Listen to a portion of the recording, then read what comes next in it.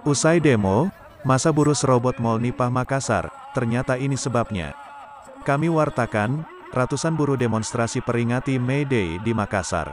Usai menyampaikan orasinya di bawah jembatan flyover Makassar, masa kemudian menuju ke kantor Gubernur Sulsel, untuk menyampaikan tuntutannya, namun saat masa di depan Mall Nipah, kemudian serobot masuk ke mall.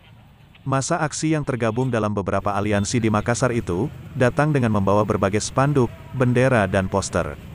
Sontak, pengunjung mall kaget, dengan kehadiran buruh memasuki Mall Nipah. Namun ternyata kedatangan mereka, hanyalah membagikan lembaran kertas, berisikan pernyataan sikap ke sejumlah pengunjung. Spanduk yang massa bawa, bertuliskan, buruh bukan budak, bukan robot, berikan hak kami sesuai undang-undang. Demikian kami wartakan, dari Makassar, Rudi Gemulia, melaporkan.